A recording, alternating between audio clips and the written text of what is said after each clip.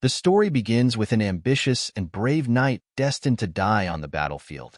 He once believed that someone like him, whose talents had awakened, blossomed, and thrived in war, could start a new life. In that life, he imagined he could finally build the family he so desperately yearned for. Unfortunately, that dream proved to be nothing more than a fleeting hope. Now, he kneels before another knight, who addresses him as the famed Argric of the Draenic Empire. He responds, calling his opponent by name, Duke Thermion, surprising the Duke, who wonders how Argric knows him. Duke Thermion, a renowned knight and one of the 6 Hexa-class knights of the Althian Empire, is well aware of the gravity of the encounter. Even Argric understands the immense challenge ahead, having already felt the crushing force of the Black Wave after just one day on this battlefield. Despite this, the Duke is intrigued that Argric still stands against him, fully aware of the power he faces. The Duke laments that ending such blooming talent here would be a great loss. But our boy is far from surrendering. Defiantly, he swings his sword, rising back to his feet, making it clear that he was born on the battlefield, and this is where he will die. As the two combatants move toward each other, the sheer intensity of their auras sends the area into chaos. The Duke remarks on our boy's bravery, but notes a lingering hint of regret in his eyes. The Duke goes on, saying that our boy could have become a formidable rival in the future. Yet, despite his words, he charges his sword with energy and rushes toward our boy, expressing hope that in a new life, our boy might finally let go of his regrets. As the Duke swings his sword, before our boy meets his end, he reflects on the long war between the Draenic Empire and the Althian Empire, a war that has lasted for many years. His mother was a casualty of this conflict. She died amidst the chaos when he was just a newborn, leaving him to grow up an orphan in a world consumed by turmoil. While other children played with toys and read books, our boy struggled to contribute to the war and fight for his kingdom. After turning 14, he had to take up the sword himself and was sent to his first battlefield. Our boy fought bravely, and it was in that moment that his hidden talent awakened. His movements and senses were amplified beyond anything he could have ever imagined. Rising through the ranks of the knights, he shocked everyone by harnessing 3 mana cores and eventually becoming a quad core, with 4 cores. His dream of joining the elite group of the 5 Hexa-class knights of the Empire was finally within reach. Our boy had at last gained the opportunity he had longed for, believing this final war might bring him the peace he had been seeking from his weary life. He fought valiantly in what he thought would be his last battle, knowing he was on the verge of achieving everything he had ever dreamed of. That is, until Duke Thermion arrived. The Duke's mere presence sent everyone scattering, pulling them back to the harsh reality of the battlefield. With his first swing, Duke Thermion shattered our boy's sword into bits, and in that instant, our boy's dream was crushed before his very eyes. Our boy reflected on how all he ever wanted was to create a family, a dream now lost. The force of the stab sent him flying across the battlefield, crashing hard onto the ground. The impact shattered the earth beneath him as he slid, leaving him bloodied and battered. As he began to lose consciousness, everything faded to pitch black. But the veil of darkness lifted when he opened his eyes. The first thing he saw was a husband and wife trying to play with him, or rather, with their child. Confusion washed over him as he realized they were calling him their son. His father quickly hoisted him up, a broad smile on his face, and addressed him as Dane. He told him that he must become a great warrior and follow in his father's footsteps. His father's name was Arkensogers. His mother, Lily Sogers, swiftly yanked him out of her husband's arms, insisting he would become a brilliant assassin. The couple argued playfully over which career their son should pursue, while our boy, disoriented and confused, watched their bickering in bewilderment. They are traveling in a carriage toward their home, arguing the entire journey about the same topic. Lily believes that sneaking through the shadows to assassinate targets and slipping away unnoticed is a much cooler path, while Arkan insists that mastering the spear is the most refined and complete form of martial art. For our boy, just when he thought his story had ended on the battlefield, he miraculously finds himself reincarnated. The twist is that he has been reborn in the Althian Empire, his enemy. Now, he is the youngest son of a certain count. Once the carriage finally comes to a stop, they arrive at the mansion grounds. His parents reach a compromise, deciding they will teach him both skills. However, Lily is still adamant, annoyingly declaring that their son will become an assassin, while Orphan laughs it off, insisting that Dane will become a spearman.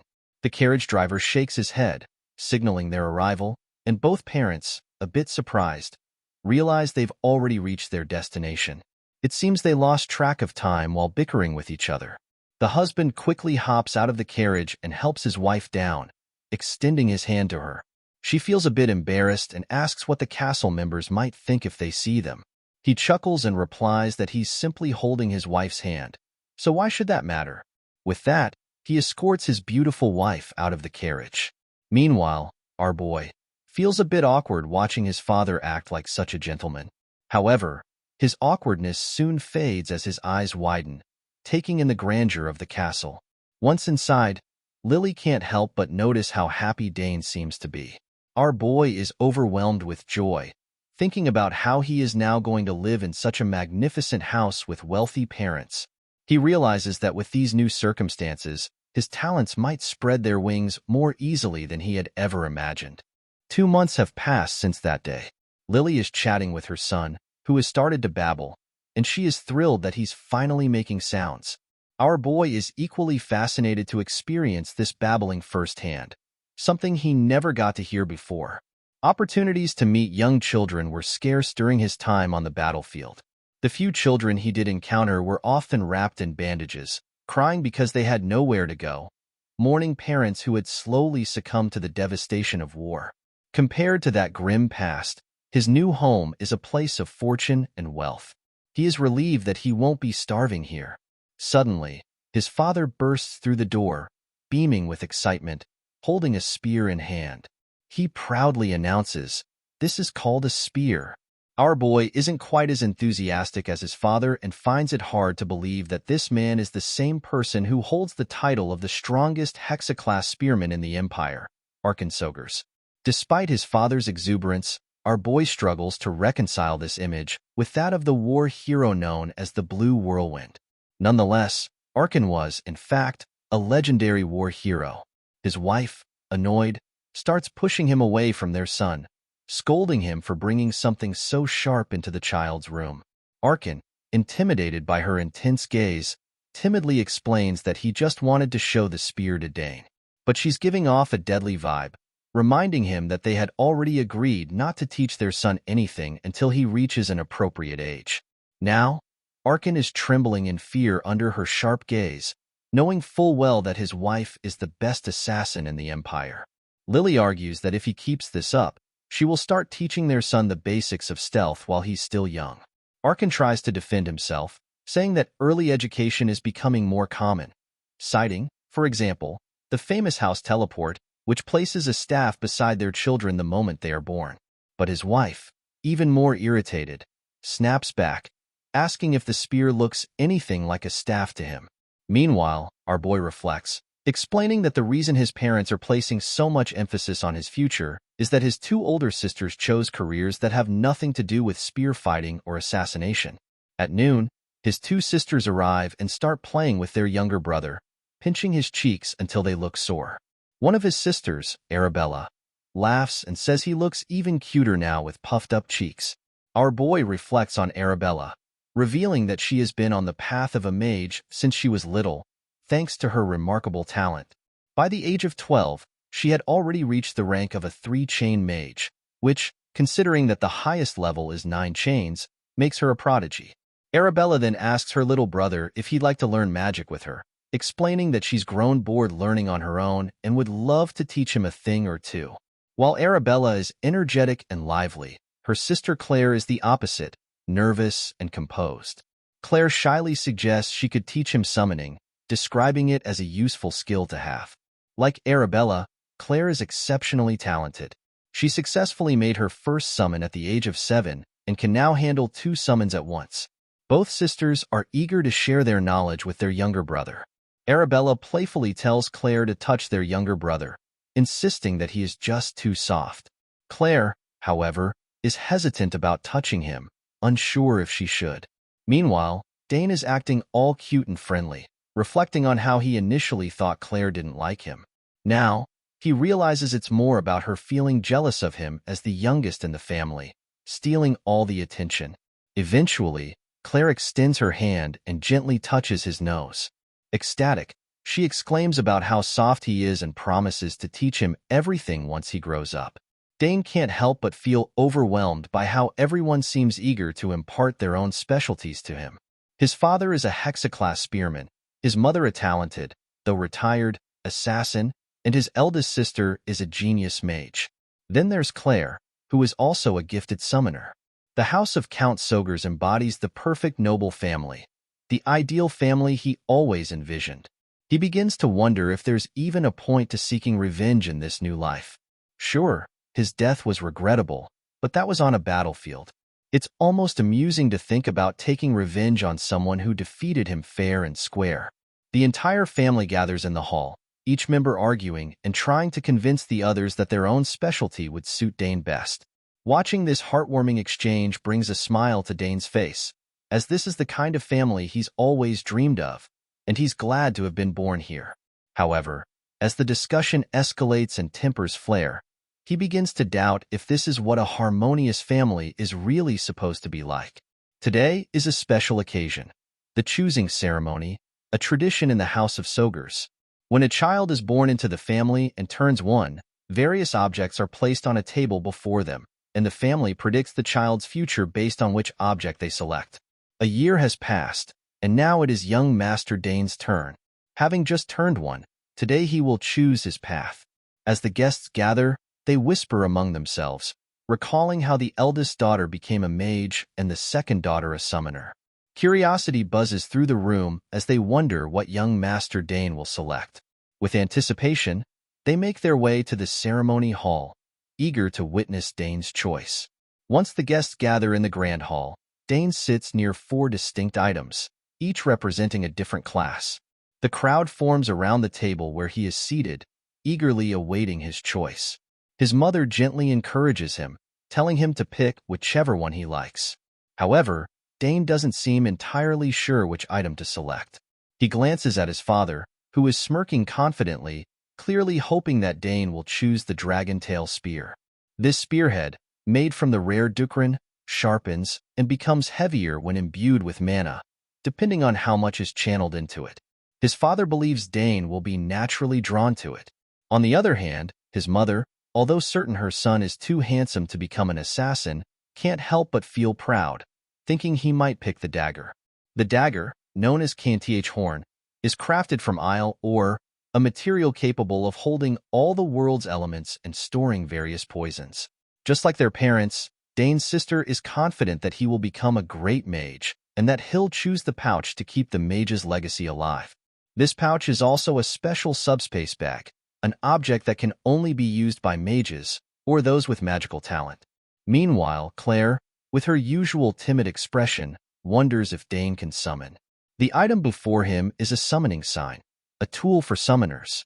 Summoners use this sign to receive a code based on their talent, allowing them to call upon their summons.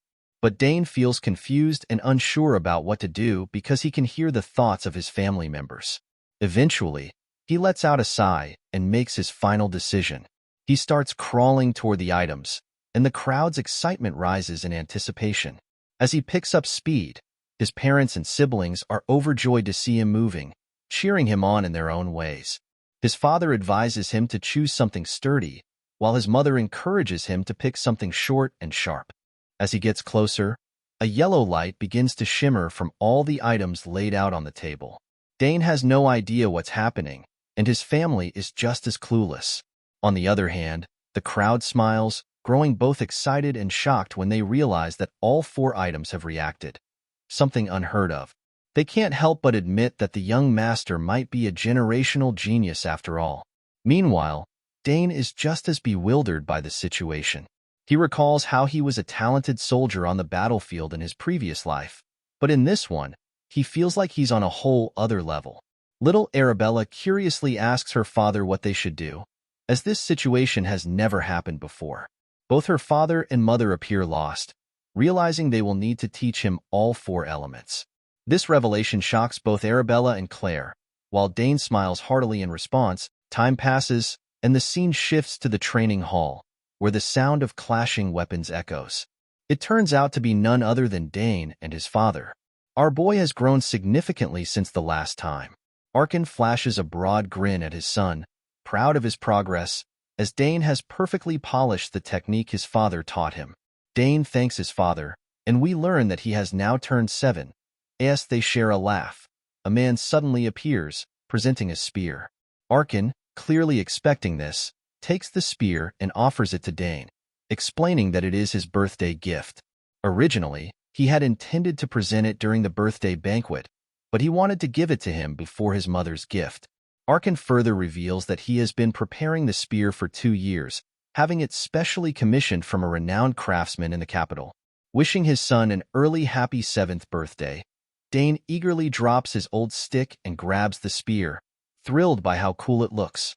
He is especially fond of the black handle and silver spearhead, and he's surprised by how light it feels. His father asks if he likes it, and Dane enthusiastically responds that he loves it. He begins fidgeting with the spear in excitement. Orphan then asks if Dane knows the difference between a sword and a spear. Dane explains that the spear's length allows the wielder to keep opponents at a distance, and because of its small point of contact, it offers high attack efficiency. His father agrees but warns that as Dane becomes stronger, the spear will be harder to wield than a sword. Every weapon has its pros and cons, Orphan explains. Even swords, which are often considered the perfect weapon, have weaknesses in certain situations. Dane promises to keep that in mind. Orphan starts spinning the spear in his hand and invites his son to spar, intending to demonstrate something. Our boy is amazed by the power radiating from his father. It is the first time he has witnessed the power flow of a hexa-class spearman, and the magic energy his father emits feels overwhelming. After charging up, Orphan thrusts the spear forward, causing the space around the tip to distort. He explains that the distortion occurs because he released magic power while thrusting the spear. A technique that focuses magic in one place. Our boy recalls hearing about this technique from his sister and explains that humans can exceed their physical limits as the number of their mana cores increases. Reflecting on his past life, where he had reached the level of a quad core, Dane knows that much of his current knowledge stems from that experience. Orphan smiles, proud of how well his son has been studying. Orphan informs Dane that his father here have 6 mana cores. Our boy pretends to be shocked, but internally, he reflects on how, had he not died in his previous life, he might have achieved 6 cores back then too. Encouraged by his father to try out his new spear, Dane hesitates at first. His father advises him to relax, forget his worries, and simply thrust the spear. As Dane grips the spear, he reflects on his past life, where he had no real interest in spears after discovering his talent for swordsmanship, only using spears as a secondary weapon. But now, it's time to give it a proper try. Closing his eyes and settling into his stance, his father smiles, recognizing the good form. However, he wonders if his young son can pull off the technique. When our boy thrusts the spear, reality shatters, completely subverting his father's expectations. Orphan is stunned. Having never anticipated such a feat, he shouts, asking his son how he knows so much. Our boy explains that when he thrust the spear, he gathered magic power into the spearhead and cut off its flow as it reached the tip. Orphan goes wild upon hearing this and eagerly asks if Dane has already formed a mana core. Dane confirms that he has, though he lies, saying he formed it while reading a book about mana cores, when in truth, it was through practicing mana breathing. Orphan kneels to meet his son at eye level, beaming with pride. He is certain that Dane will one day become an extraordinary warrior. Our boy simply smiles, reflecting on the many surprises he has yet to reveal to his father. Meanwhile, Orphan wonders if his son will truly grow to become a mage, a spearman, an assassin, and a summoner all at once. As night falls, the long-awaited celebration of Dane's 7th birthday begins.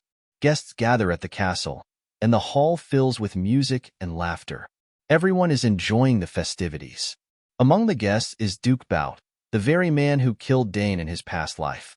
Upon spotting Orphan, the Duke calls him over to catch up.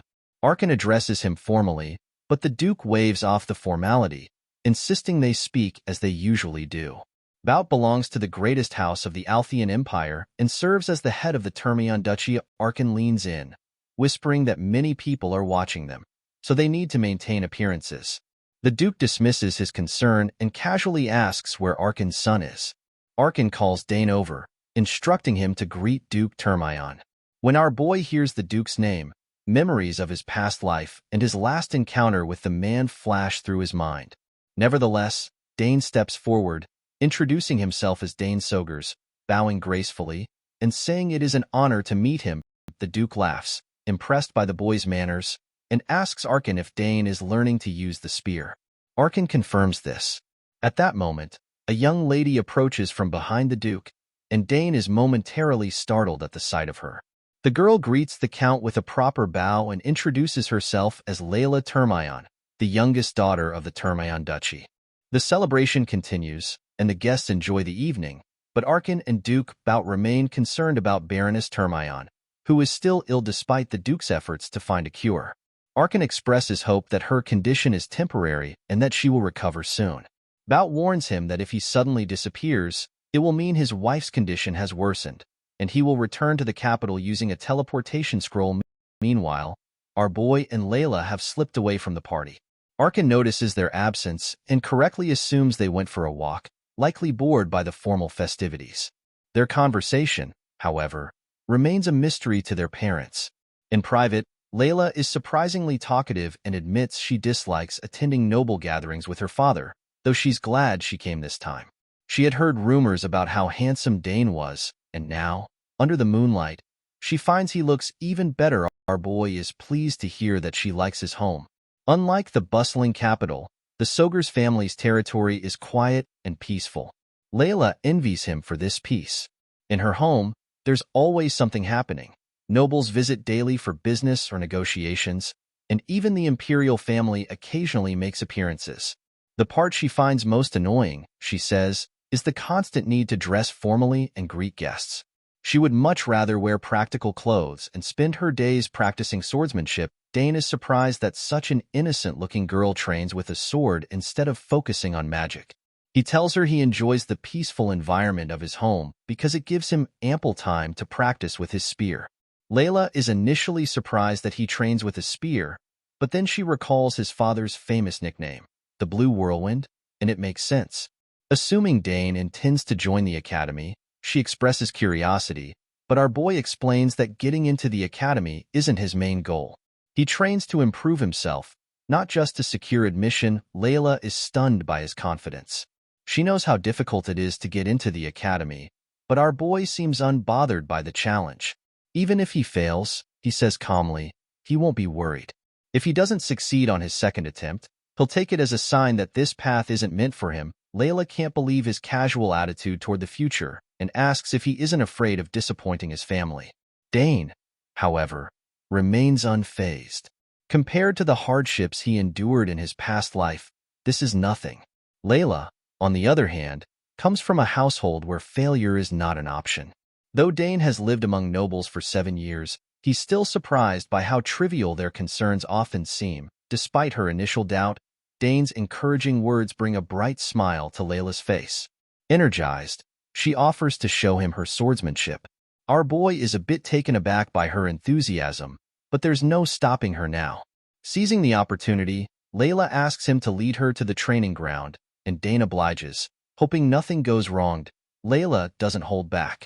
She launches into her moves with the precision of an experienced swordsman. To an untrained eye, her techniques might appear flawless, but Dane is far from a beginner. He observes that although her transitions from attack to defense are smooth and her timing is solid, her rhythm falters toward the end. Eventually, she loses her pace and becomes breathless. When Layla finishes, she eagerly asks Dane for his thoughts. At first, our boy offers polite praise, telling her that she did fantastically and that he enjoyed watching her. Layla beams with satisfaction, but after a moment's hesitation, Dane decides to be honest. He points out that she still has room for improvement.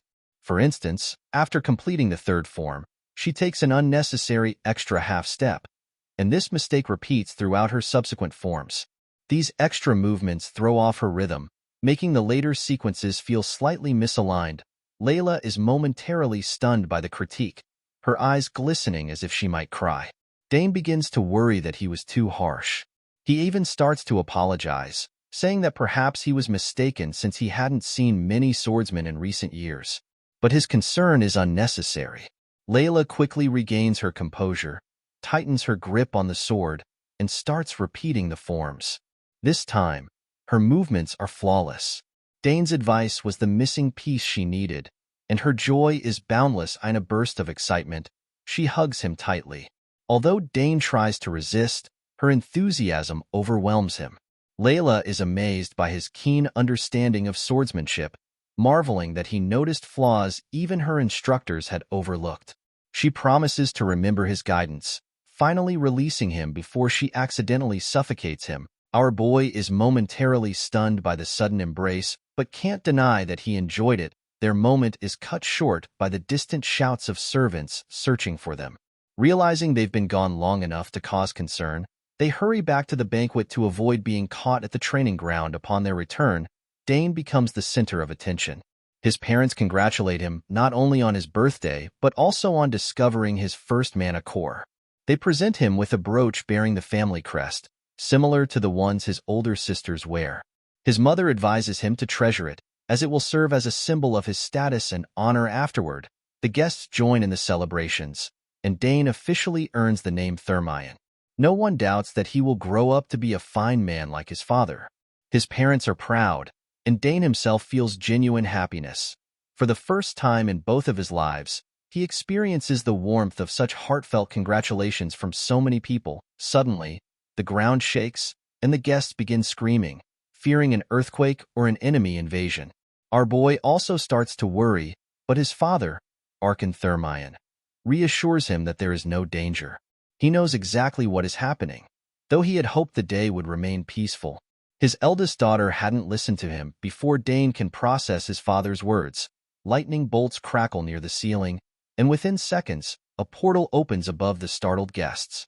Their shock deepens as a small figure flies out of the portal and lands gracefully on the floor. It's Dane's older sister, Arabella, and she doesn't seem to think she's late at all. The guests are stunned. Few can believe that someone so young can perform teleportation magic, as such feats typically require mastery over 5 mana chains. But Dane isn't impressed. He's more annoyed by how loud and flashy Arabella always is. Just as the guests begin to settle down, another commotion erupts outside. A massive wyvern appears in the sky, circling the castle with a rider on its back. This time, it's Lady Claire, arriving in a stormy mood after narrowly missing the chance to outshine her sister. As she descends, the guests murmur in awe of her skills. No one had expected her to command a wyvern at only 16 years old. Finally, the two sisters stand before their parents and brother, beaming with pride. Together, Claire and Arabella wish Dane a happy birthday, marking the joyous reunion of the Thermion siblings. As Dane's sisters present him with his birthday gifts, he is initially surprised to see them. Grateful, he thanks both Arabelle and Claire not only for the thoughtful gifts, but also for traveling all the way to celebrate his birthday. His sisters reassure him, saying, "Of course, we would come for your birthday." They then urge Dane to open the gifts they prepared for him. Watching this scene, Dane's father, Archon, feels a pang of sadness, recalling how his daughters only gave him a letter for his birthday while they went to great lengths to prepare gifts for Dane. When Dane opens Arabelle's gift, our boy exclaims, "Isn't this a dimensional pouch?" Arabelle smiles and replies, "Yes, it is. I designed it myself." She goes on to explain that the subspace magic imbued in the pouch is of the highest tier, crafted by her professor. Hearing this, Dane sincerely thanks his sister, acknowledging how challenging it is to embed subspace magic into an item. Arabelle, beaming with pride, takes Dane's hand and says, "Let me put the ring on you myself." In his mind, our boy reflects, what's even more difficult than imbuing subspace magic is designing an artifact capable of holding it. As Arabelle places the ring on Dane's hand, she informs our boy that she has encoded his genetic signature into the ring, ensuring that no one else will be able to use it. "This ring is truly one of a kind," she explains. Then, Lily, Dane's mother, steps forward and observes, Judging by the faint wave of mana, Arabelle must have used the highest-grade magic stones. Arabelle, with a proud smile, confirms this and elaborates. If Dane channels just a bit of mana into the ring, it will create a subspace. This way, our boy won't need to deal with the hassle of opening and closing a pouch ever again. Hearing how valuable the gift is, Dane sincerely thanks Arabelle once more. In his mind, our boy reflects, "This ring is something I thought only the wealthy, like noble-born commanders or elite magicians, would use on the battlefield. I never imagined I'd own one myself." Arabelle then adds, "The ring will grow with you as you grow, Dane." Curious, Dane releases his mana into the ring. To everyone's astonishment, our boy successfully opens a subspace, leaving them both surprised and impressed. Shocked by what she sees, Arabelle exclaims that Dane is truly a genius. She adds, "Perhaps you have both a mana core and a magic circle, Dane." After this, Claire steps forward and presents her gift to Dane, urging him to open it. As Dane unwraps the gift, he reveals an egg. Our boy casually picks it up, assuming it to be an ordinary egg, but Claire, visibly concerned, quickly warns him to handle it carefully. "This isn't a regular egg," she exclaims. Curious, Dane asks, "Then what is it?" Claire leans in close and quietly whispers to him, "It's a familiar." She explains that while attempting to summon Dakarn, this egg appeared instead. Even Claire doesn't know what kind of creature will emerge from it, but she does know how rare and precious it is. Our boy is stunned by this revelation. In his mind, Dane recalls what he's heard about familiars. Unlike summons, familiars are distinct entities. Although similar in some ways, a familiar, once summoned, can remain in this world permanently, unlike a regular summon. Claire then adds, "No one else knows about this yet. Only you, Dane. Let's keep it a secret until it hatches." Dane nods and replies with a calm but firm, "Of course." Frustrated, Arabelle steps forward and asks, "How long are both of you going to talk? And why are you whispering?" However, Claire doesn't pay attention and continues to inform Dane that she doesn't know exactly when the egg will hatch. She advises him, "Make sure to pour some mana into it every day, once in the morning and once in the evening, so it recognizes you as its master." Dane nods and replies, "Of course, I'll make sure to do it." At this point, Lily, their mother, steps forward and remarks, "These are truly incredible gifts." She then smiles at Dane and adds, "It's wonderful to have your sisters back home." Our boy replies warmly, "Of course, I like it very much." Then Orphan, Dane's father, speaks up. While expressing his happiness that his daughters were able to come after initially saying they couldn't, he gently points out, "But could my daughters at least say hello to their parents as well?" Flustered, Arabelle quickly asks her father, "Have you been well?"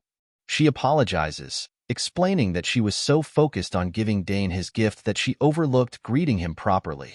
Hearing this, Orphan smiles and responds, "It's fine. I'm just happy to see that both of my daughters are healthy." Having traveled so far for their younger brother, Orphan encourages his daughters to rest well. Meanwhile, we see Layla watching Dane's family with a hint of jealousy. At that moment, our boy notices her and wonders if she is about to leave. However, Dane can't quite understand why Layla seems so lonely. The scene shifts to the next day, where Duke Thermion is walking outside, deep in thought. He reflects on how Arabelle exceeded his expectations. As expected of the best magician at the academy, he muses. Duke Thermion finds Arabelle's talent remarkable and begins to consider her as a match for his son, the academy's best swordsman. Thinking strategically, the Duke contemplates the union of House Sogers and House Thermion. If these two houses were to unite, the resulting faction would be so powerful that even the imperial family would struggle to contend with it, he thinks. No one would dare challenge House Thermion or my children. Resolving to pursue this idea, Duke Thermion decides to bring up the possibility of engaging their eldest children during today's conversation with Arden. At that moment, the Duke hears the sound of someone training at the grounds. Curious, he wonders, who could be training so early in the morning? We see that it's our boy, Dane, diligently training with a spear. Duke Thermion, observing from a distance, is astonished to see the youngest son of House Sogers in action. The Duke finds Dane's training incredible as his movements and concentration are far beyond what one would expect from a 7-year-old. Even Dane's simplest techniques display such mastery that seasoned spearmen with years of battlefield experience could still learn from him. Duke Thermion wonders how this is possible. He recalls hearing rumors about Dane's exceptional talent, even as young as 1-year-old, but had dismissed them as exaggerations. Now, seeing Dane firsthand, the Duke realizes the rumors were likely true. As he watches closely, Duke Thermion notices that Dane's movements bear a resemblance to those of a swordsman. Surprised, the Duke concludes that Dane has even picked up swordsmanship at this remarkably young age. Then, our boy, without pausing his training, calls out, "I don't know who's there, but it would help if you came out instead of hiding." Caught off guard, Duke Thermion grows frustrated at being discovered so easily. He thinks to himself, Dane's movements feel strangely familiar. I've definitely seen them somewhere before. Realizing he has no choice, the Duke steps forward and apologizes to Dane. "I wasn't trying to spy on you," he explains. Our boy is surprised when the figure steps into view and realizes it's Duke Thermion himself. Duke Thermion tells Dane, "I was mesmerized by the sight of Soger's new Rising Star training so early this morning." He then asks, "Will you forgive me for my mistake?" Our boy replies calmly, "You are forgiven, Duke Thermion." Hearing this, the Duke thinks to himself that Dane has both courage and composure. As he observes Dane further, he wonders how it's possible that the boy's body isn't trembling at all, despite training for so long. Duke Thermion recalls that at Dane's age, even he hadn't formed a mana core. The Duke then remarks, "Your technique was excellent, Dane. You've clearly inherited Arkan's talent." Looking at the spear Dane is holding, our boy responds, "I've been told that this spear was painstakingly prepared for me by my father. I'm grateful you recognized it." Hearing this, Duke Thermion smiles, thinking to himself, "What a perfect answer. My own son, even when he was young, had excellent skills and manners, but not to this extent." As he continues to assess Dane, the Duke finds himself wondering if it might be worth considering a marriage alliance on this side. Duke Thermion tells our boy that his daughter, Layla, has also been training in swordsmanship and notes that Dane is about the same age as her. The Duke suggests, "Perhaps you and Layla could become good friends once you both enter the academy." Our boy smiles and replies, "I'll make sure to get along with Layla." Duke Thermion then remarks, "It seems I've interrupted your training long enough." However, before leaving, the Duke asks, "Have you ever trained in swordsmanship?" Hearing this, Dane is momentarily shocked, realizing that his habits must have shown without him noticing. Our boy isn't surprised, though, that Duke Thermion recognized it so quickly. Dane calmly explains, "I've read some textbooks on basic swordsmanship, but I've never trained in it." Hearing this, Duke Thermion finds it odd. He is certain he sensed something reminiscent of the battlefield in Dane's movements, but then he brushes the thought aside, reasoning that Dane is, after all, just a child. The Duke smiles and concludes, "It seems I've spent far too much time on this simple walk. I shall see you later, Dane." As our boy sees Duke Thermion off, he tells him, "Take care on your way back." Before leaving, Duke Thermion calls out to Dane, saying, "If you ever happen to visit the capital, be sure to come find me. I must repay the hospitality I received here at Count Arkan's castle. I've also become personally interested in you." Our boy replies, "I'll make sure to visit." In his mind, Dane wonders if Duke Thermion truly remembers him, and the thought excites him. The idea of one day defeating someone who has already defeated him feels thrilling. Dane believes that if he begins preparing step by step now, he's sure he'll be able to do it. Determined, our boy resolves that he will definitely defeat the Duke in this life. A few moments later, Herman, Dane's butler, approaches him. Surprised, Dane asks, "Were you waiting for me?" Herman replies, "It is my duty to always attend to your needs from the shadows." Hearing this, our boy thanks Herman. In his mind, Dane wonders if Herman has received lessons in stealth. He then asks, "Who else is here?" "Everyone seems busy." Herman replies that yes, everyone seems to be busy with preparations for the second banquet, and the other nobles have begun to arrive. After all, it would be difficult for over 30 noble families to arrive on the exact date. Dane then asks Herman about his sisters. Herman responds that Dane's sisters opened a teleporter gate together and went to the academy. They mention that they had no choice, as midterm exams are approaching. Hearing this, Dane decides to head back as well. Our boy thinks that when he has the time, he should take a look at the gifts his sisters gave him. After getting ready, Dane attends the banquet and greets the other nobles. Later, we find Dane in the backyard, reflecting that the life of a noble is exhausting. His schedule is more packed than usual due to his birthday. At least, Dane can find some solace when resting in the garden, as the gardener has cultivated the space so beautifully. Our boy feels strangely at peace as he looks at the flowers. He recalls that his oldest sister once told him that flowers are what contain the mana in nature. With some time to spare, Dane decides to analyze the mana of the flowers. Closing his eyes, he begins to focus on the flow of mana around him.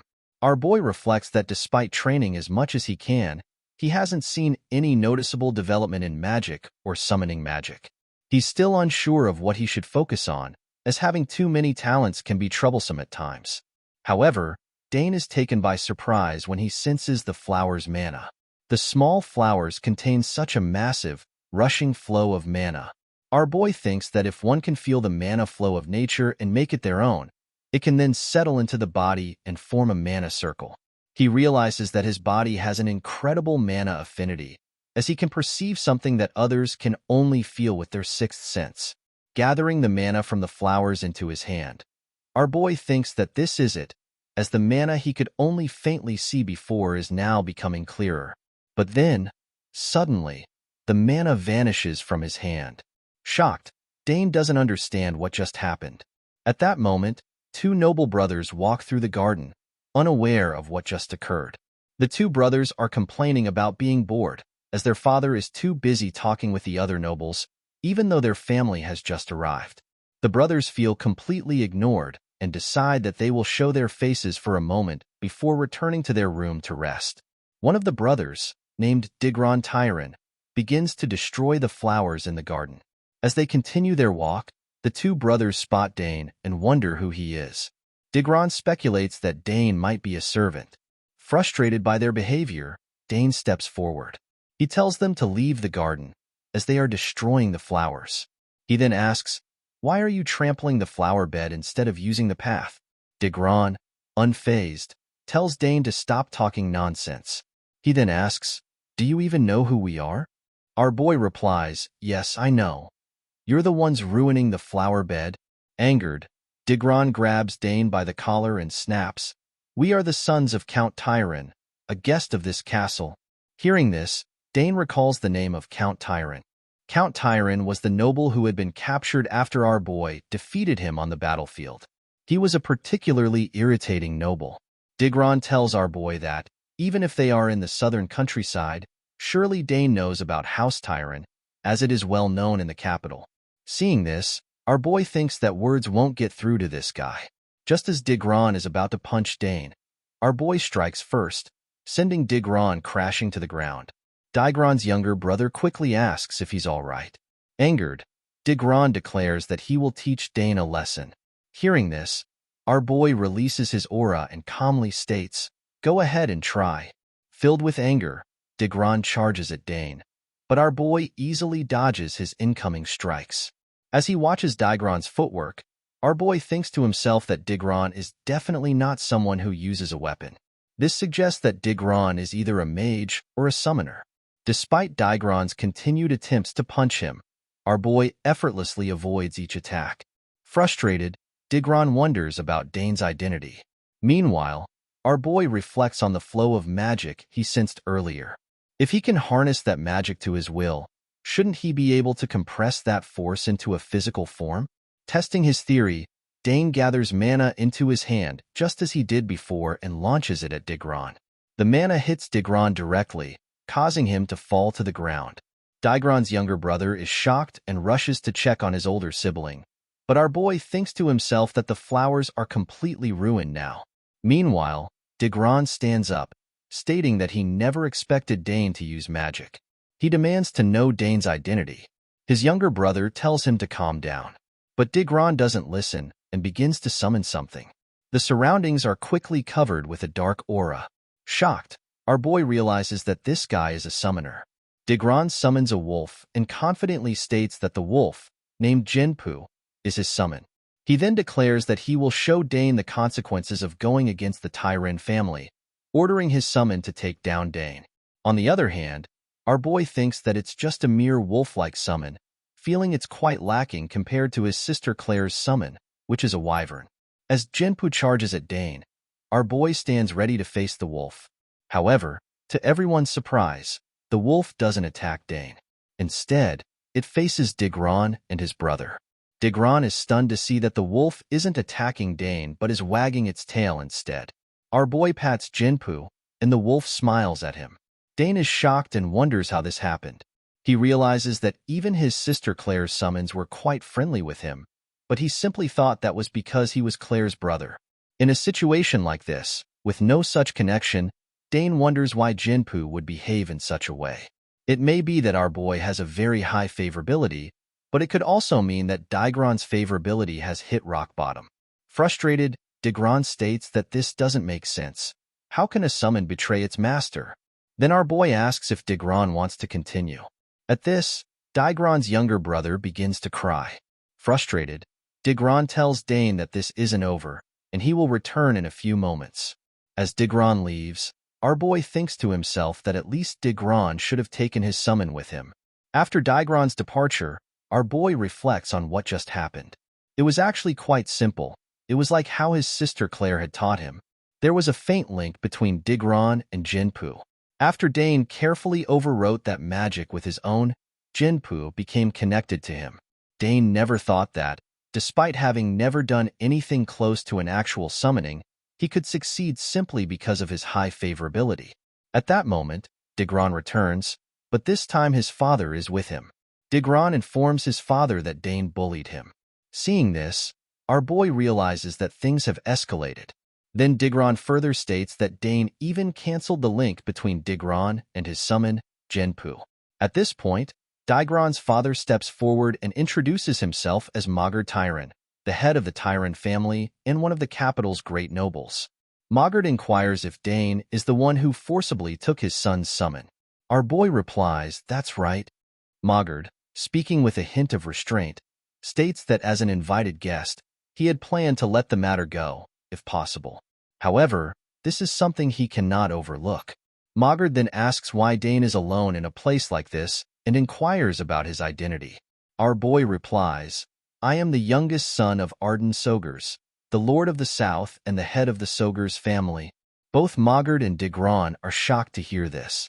Mogard thinks to himself that things have taken an unexpected turn. However, he decides that he will maneuver the situation to his advantage, making sure the Count is held responsible. He plans to use this as a pretext to demand mining rights, and the nobles who have looked down on him will be forced to bow before him. Mogard then addresses Dane, acknowledging that it is his birthday. Dane replies, "That is correct."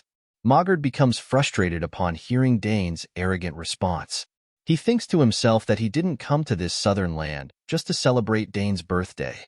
Mogard then inquires what Dane plans to do about the situation, stating that Dane has wounded Degron, a guest who was invited by him, and has even stolen Degron's summon, a grave crime. Mogard further states that he will speak with Count Sogers personally and hold him accountable. However, Dane calmly informs Mogard that he understands the situation, but before anything else, he expects an apology. Angered, Mogard inquires what nonsense Dane is talking about. Dane responds by informing Mogard that, while it is true he wounded Degron, it was because he was threatened and was simply defending himself. Dane also did not steal Degron's summon. Jinpu simply chose to follow Dane. Degron insists that there is no way Jinpu would do that, and he tells his father that Dane is lying. Meanwhile, Count Mogard thinks to himself that he heard the second daughter of Orphan was a genius summoner, and there is a good chance that Dane's sister taught him how to forcibly sever a link. Count Mogard then states that even if what Dane is saying is true, it's only natural to grieve the loss of a summon. Still, Dane expects an apology first. Dane calmly replies, "That's right." Frustrated, Mogard retorts, wondering who Dane thinks he is to act in such a manner. Mogard then tells Dane that he won't scold him any further and decides to speak with Count Sogers to hear what he has to say about the situation. Dane thinks to himself that Count Mogard seems unusually eager about this. At that moment, Duke Arkan and Duke Thermion enter, causing both Mogard and his son to be shocked. We then see Digron telling Count Sogers about what happened. Dane, hearing this, thinks to himself that Digron is completely lying. Our boy knows that his father cares deeply about his family, but Dane's father is not the type to be biased toward any one side. Even in conflicts with outsiders, Dane's father can tell right from wrong. Given that Digron can lie with such a straight face, Dane trusts that his father will see through the deception. Mogard then tells Arkan that he only intended to give Dane a warning, but stealing someone's summon is clearly wrong, so Mogard cannot simply let that part slide. Hearing this, Arkan responds that he cannot make a judgment based on only one side of the situation. He says he would like to hear Dane's account before assessing the whole matter and drawing a conclusion. If Mogard is concerned about Arkan making a decision on his own, Arkan requests that Duke Thermion also give his opinion. Duke Thermion agrees, stating that they should handle the situation this way. Count Mogard, seeing Duke Thermion's involvement, thinks to himself that getting him involved will only complicate things, and he has a bad feeling about this. Arkan then tells Dane to explain the situation. Dane begins, although it's a little different from what actually happened. While some of what Digron said is true, Dane explains that the flowers, which Sogers' workers had grown with such care in the garden, were stepped on by Digron as he pleased. Dane only asked him to leave, and it was Digron, not Dane, who got angry and grabbed the other person by the collar. Both Mogard and Digron claim this is a lie, but Arkan tells Dane to continue. Dane then further explains that when Digron summoned Jinpu, he ordered the wolf to injure Dane severely. Dane also clarifies that he didn't steal Digron's summon.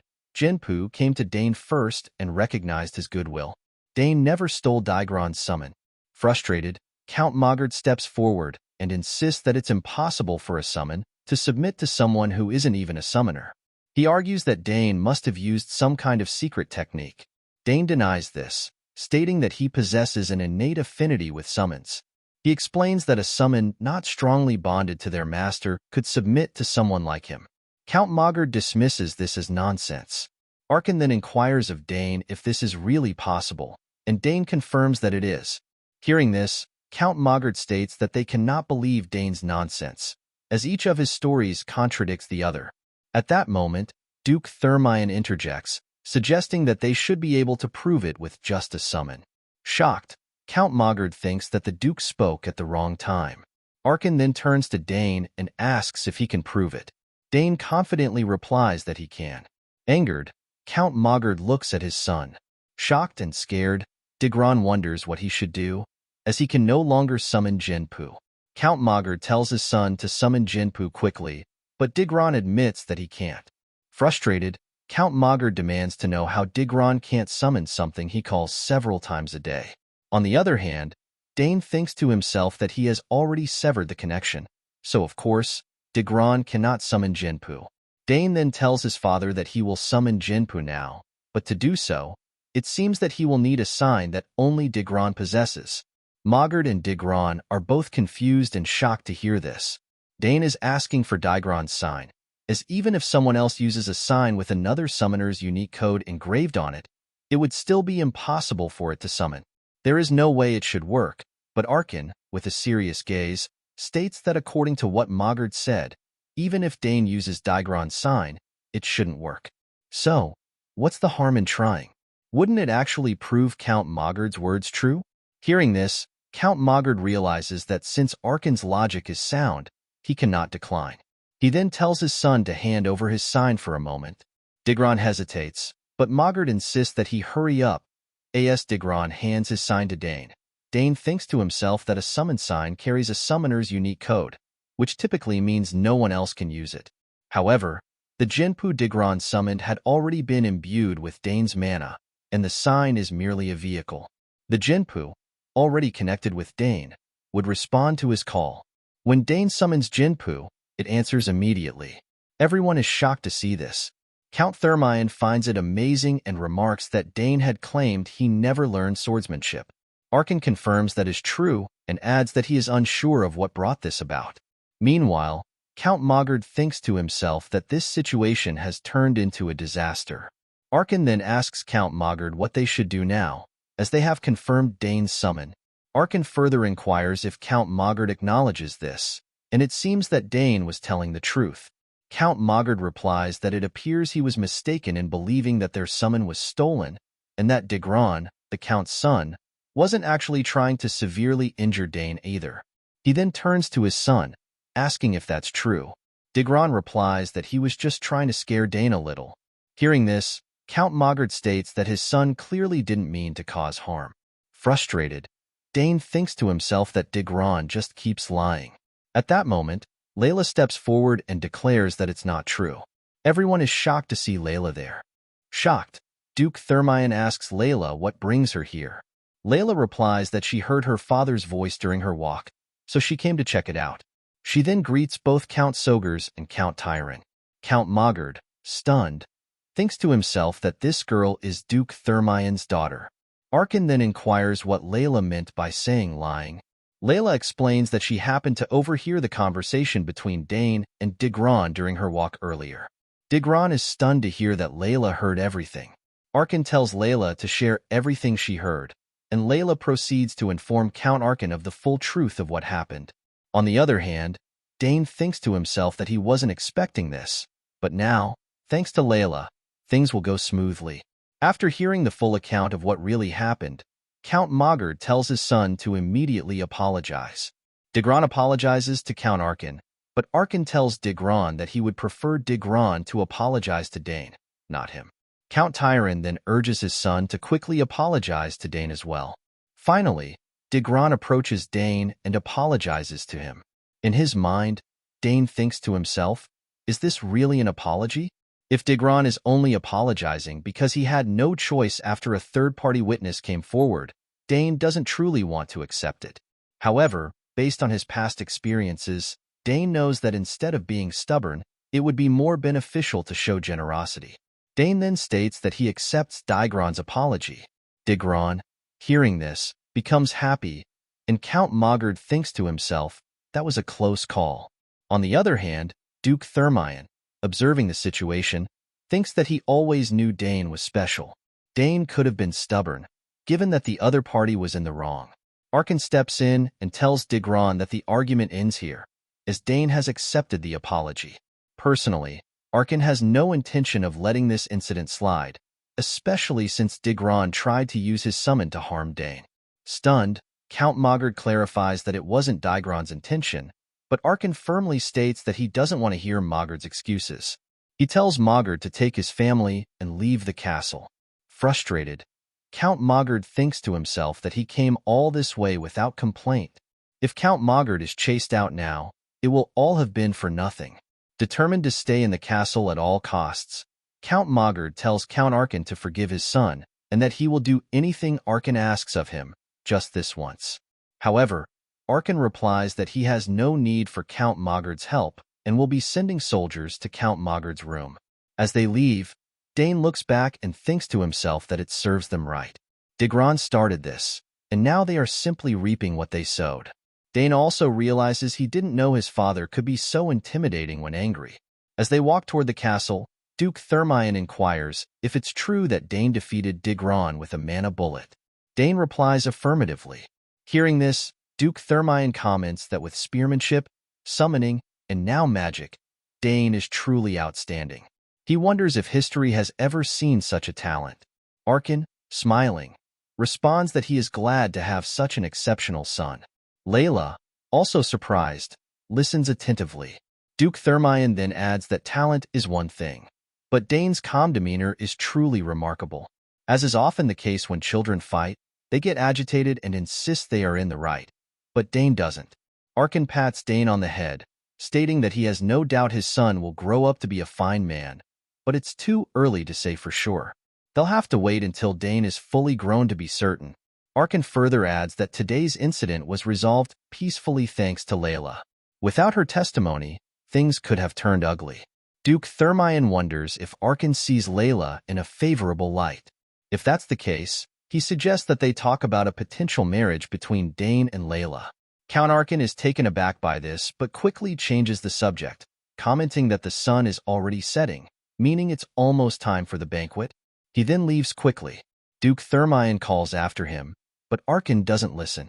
Duke Thermion then tells Layla to take her time on her way back with Dane, and he catches up with Arkin. After hearing what her father just said, Layla starts to blush. She then inquires why the summon ignored its summoner and obeyed Dane instead. Layla further states that she has seen famous summoners duel many times in the capital, but she has never seen anything like what happened today. Dane replies that he's not sure either, as it just kind of happened. Hearing this, Layla tells Dane to stop hiding and tell her the truth.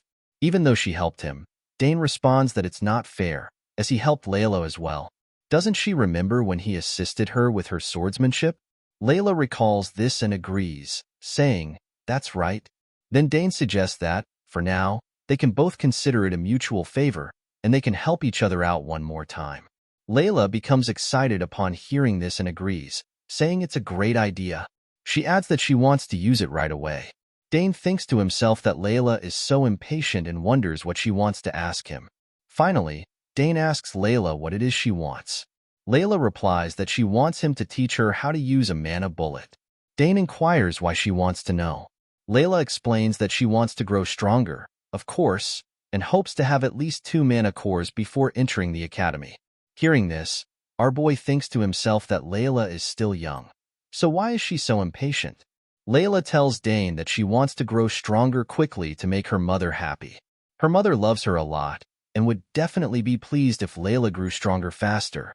Dane thinks that Layla is right, as he's heard the adults talking about it. Countess Thermion is bedridden. He then tells Layla that, given the circumstances, he can't exactly refuse her request.